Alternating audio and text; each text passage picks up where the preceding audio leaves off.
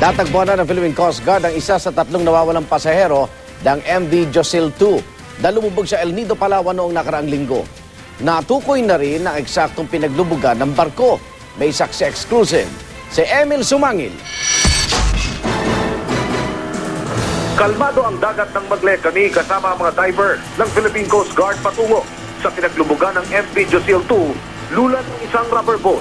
Pero nang kalapit kami sa Tent Island, lumakas muli ang alon kaya hindi agad nakaposisyon ang rubber boat.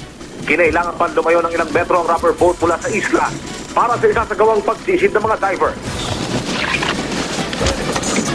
Kalahating oras man sa ilalim ng dagat ng Coast Guard, di ko pa rin silang makita ang tatubang nawawalang pasahero. Pero namataan naman nila ang katawan ng lumubog na MV Josil 2 na nasa 50 metro raw ang lalim. Kulang-kulang na ang bahagi nito at hindi rin namataan ang makina.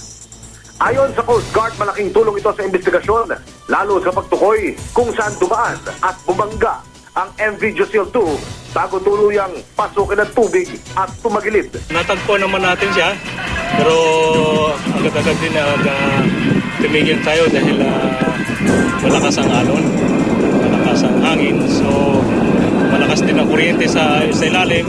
So para sa safety ng ating mga tauhan, ay medyo muna po tayo, tumigil muna po tayo.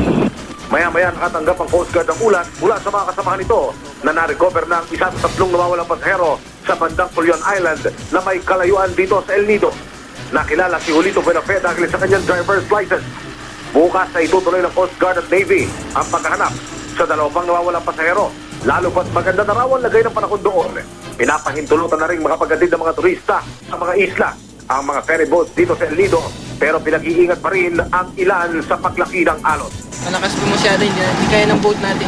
Masyado maliit siya, so kailangan pang pahinay-hinay mo natin yung alon. Katunayan, puno ng mga turista sa mga isla ng Sumiso, Lagyan at Ninilok ng amin itong ikutin.